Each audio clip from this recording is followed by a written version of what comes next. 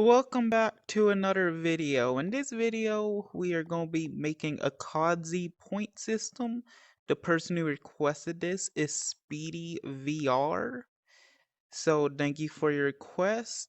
I have made a Call of Duty Zombies room. It's kinda old, but I'm going to be using that system because it still works and it's still a nice system. So let's go ahead and get started. We are going to get some int variables. We're going to get 4 of them. It depends on how many players you want in the room, to be honest. But I think 4 players for Call of Duty Zombies is a good number. So we are just going to copy this. Obviously, you're probably going to want to rename them. So besides wasting time just copying them, I'm just going to spawn 4 of them in, and it should be different every time I spawn them in. So you see how it says in variable 2, 3, and 4. You can do that if you don't want to rename them. But I would usually rename them player 1, 2, 3, and 4. Anyway, now let's get the add chip. And I am just going to be focusing on points. I'm not going to be focusing on starting the rounds or, anything else. I'm just going to be making the point system. So if any of you are interested in just the point system, I'm going to be making that. So let's go ahead and combine the add chip on all the int variables. And once we combine the add chip, we are going to have our point value of whatever we're going to get when we kill something. So I think point value, it changes in Call of Duty Zombies from game to game. We're just going to go with 75. I think 75 is a good number. Going to change all of them to 75. And of course, if you don't want to do this, you can make it where what is it? You can make it so whenever someone loads into the room, or maybe the room is loaded, you could have this go to 75 and just connect all these there, so you don't need to rename them. Just a little thing to save on time. Anyway, these are going to be your points. Next, we're going to have to get a combatant chip so we can get the points. Where is it? We don't want that one. We don't want get health. I mean, this we can use for a down system, but we're doing points. Is it combatant receive damage? I think it is combatant receive damage. Yeah, we're going to get combatant receive damage, and we're going to put 1 right here.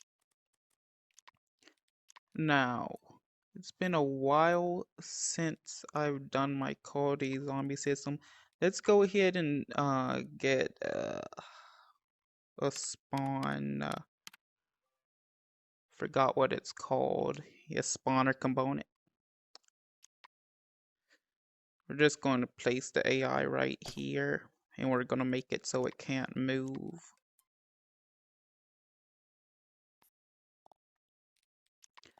So go ahead and just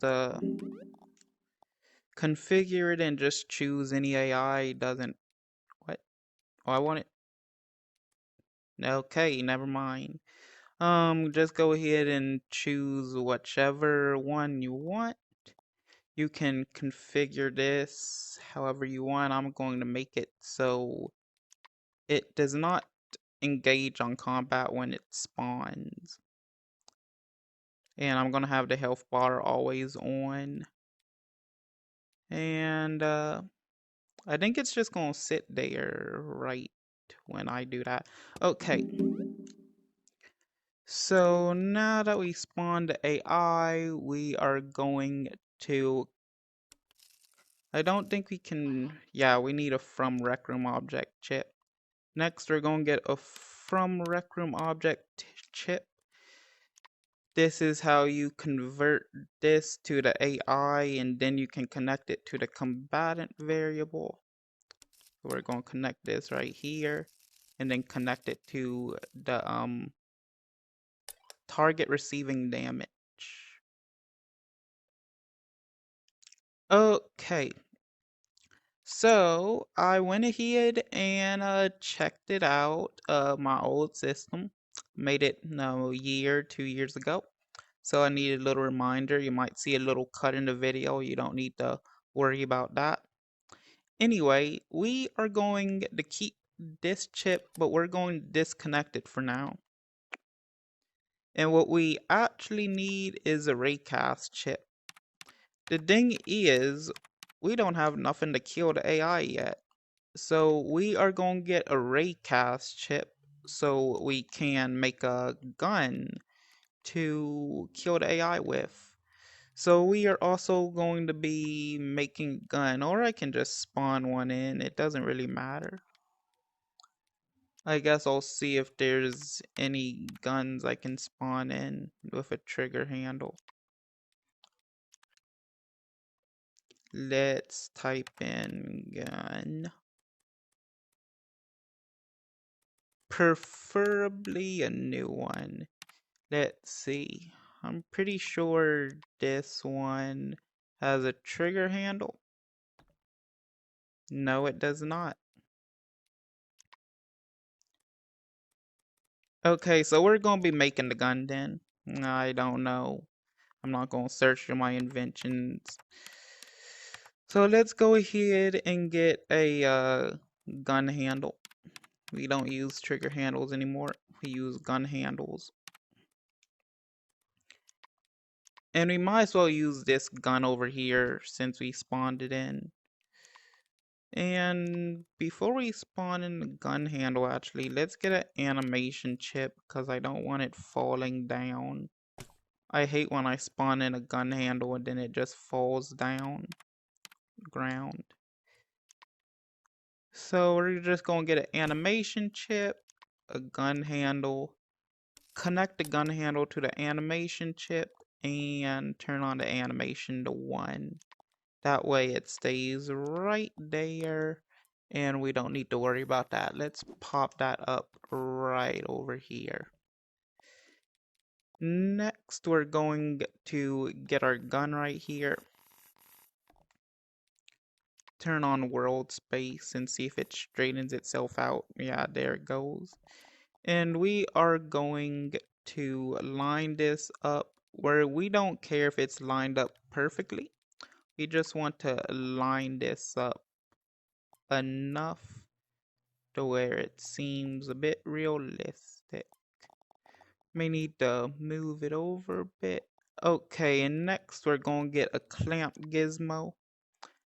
We're going to get a clamp so we can connect the gun with the gun handle. That way when you pick up the gun, it actually moves with the gun. I mean, pick up the trigger handle, it moves with the gun. So we are going to connect the bottom to the trigger handle and the top to the gun. Now if we pick up the gun, it moves with the trigger handle too. I'm pretty sure this is decorational. Is this decorational? Yeah, this is decorational. And this is grabbable. We don't care about the gun handle settings. The gun handle settings really don't matter. But you can change them if you want to. What we really want is this board right here. Oh yeah, we also need a projectile launcher chip to actually get the gun handle thing to work. So go ahead and type in projectile launcher or what I did right there. We're going to place it right on the front of our gun and just move it and make sure that it's lined up in the center. It doesn't matter if it's perfect, but definitely want to make sure it's lined up in the center so when people are shooting something, it's not messing up. Okay, I think that's perfect. And now we're going to also connect this to the top of the clamp. And we are going to get the projectile launcher and put it right next to the gun handle. And before we do anything, we are going to disconnect both of these. So go ahead and configure the chips right here and turn detached on. That way when that moves, the board doesn't follow it.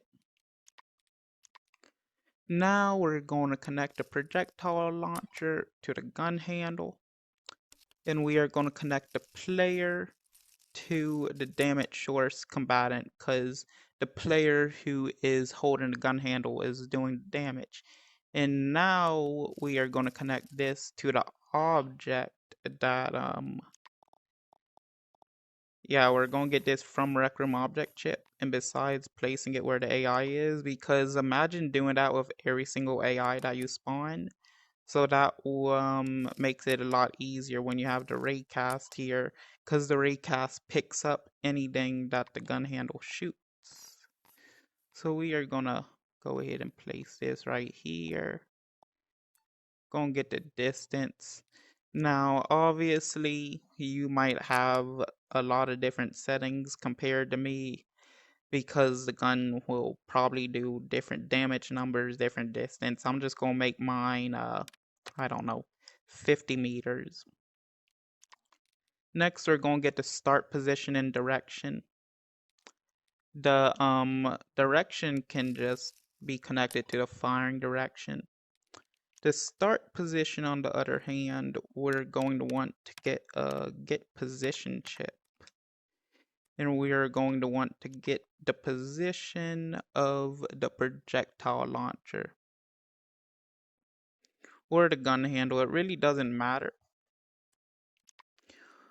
Just get the position of one of them and connect it to the start position. And this is how much damage we do to the AI.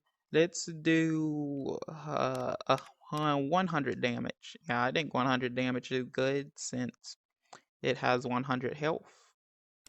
Maybe I should do 50 damage to show you that it's actually doing damage and it doesn't just kill them right away. And this option really does not matter because AIs cannot have shields. It'd be interesting if they could. But anyway, we are not going to make 4Ds for each player, by the way. I will tell you what to do about that right now because right now it just seems like there's one gun, one player. But to actually solve this, what we should do... Oh, I forgot to connect this to on gunfire. Want to have that on gunfire. So when you fire the gun, it's going to actually get what player fired the gun. So we're going to move this a bit over here. We're going to get an equals chip. For them to be exact. So spawn in 4 of them. And then we are also going to get 4 if chips. So this is going to check if who fired the gun. And we are going to connect the equals to the if chips, disconnect the on gunfire here, and connect it to the top if chip down here. I mean up here. Then we're going to connect the else chips all the way down to the bottom. And then we are going to, I'm thinking it's either this or that. Can we connect multiple to this? No. Oh yeah, we can. Okay. So we're going to connect all these to here. I'm thinking of the outputs. You can't connect multiple executes to the outputs. We're going to connect all the thin outputs of the if chips to the input of the combatant. And then I'm thinking it should be the other way around. Okay. I'm thinking it should be on gunfire and then here. Yeah, that's probably it. So it does the damage and then it checks who does the damage, and depending on who does the damage, we connect it to the int variables. That was a bit confusing. Like I said, been a while since I worked with this system, so we can go ahead and actually switch these around if. And then after you go ahead and do that, we will get a get all players chip. Get all players. So type in get all and it should be the first one. And then we can just place this wherever we want in our room. And then after you place that chip down, we are going to get, oh, keep forgetting the name of the chips. There's so many chips in the game. We are going to get element chips. So type in element and, yeah, let's get element. We want 4 of these. So 1, 2, 3, and 4. And we're actually going to connect all of them to here. And you see how this is index 0 and this is me. So we're going to change this for all 4 players. So 1 is player 2. You know, we're not going to have 4 of them. It starts on 0, not 1. So this is actually going to be the 4th player, number 3. And now that we have that, we're going to connect them to the equals chip, each one. And then after we do that, we're going to connect the player on the gun handle to each one. So it reads who is the one firing the gun. And of course, we want to actually see the points. So we are going to get a subtitle chip. This is my preferred way to show points. None of you have to do this, but this is definitely my way that is probably the best way to show points, to be honest. So what we are going to do is get a player show subtitle chip. Then we're going to get a string format chip. Should come up. Yeah, string format. And this is going to be the point value for each player. So we are going to do P1. We're going to have some squiggly brackets and a 0, and we're going to do the same for all 3 players. So player 2, this is going to be a 1. Player 3 is going to be a 2, and so on for however many players that you have. And after you're done doing that, we are going to add some inputs because there's not enough inputs to read that. Yeah, there's not enough inputs. That's why you see the 1, 2, and 3. But player 1 input is there. So we're going to add 3 inputs. 1, 2, 3. And now you see that the numbers are gone because you can put your player inputs here. Now go back to your points and get a toString value. toString. And we are going to place 4 of them side by side right here. And we are going to connect the value, we're going to connect the output of the int variables to the string. And then after you do that, this is going to be player 1 point value, player 2, player 3, and player 4. And you're going to want to connect this to here. You can keep this local player. and you are going to want to get a event receiver. We're going to make the event receiver update 30 hertz a second so the subtitles stay on your screen so you can always see your points no matter where you go. So update 30 hertz a second, and you're going to see at the bottom of my screen, it's going to show the point value for each player. You might want to spread it out a little bit, but this is definitely the way. And now I'm pretty sure if I go ahead and spawn in the AI, let me go ahead and get a button, and I need to actually generate the floor for the AI. And after that, I'll be right back. So I spawned the AI, and it basically gets the AI that I shoot. If I shoot anywhere else, it's not going to get nothing. But if I shoot the... Oh, I need to reload first. But if I shoot the AI, it's going to give me 75 points. Did I disconnect it? I did disconnect it. That's why it wasn't giving me points. Yeah, so it's going to give me points every time I shoot the AI. If I shoot anywhere else, it's not going to give me nothing. But if I shoot the AI, it gives me 75 points, and there you go. You got yourself a system. The AI might stay there for a bit, don't worry. Nah, that's nothing to really worry about. So, if you enjoyed the video, leave a like, comment, subscribe, and I will see you in the next video.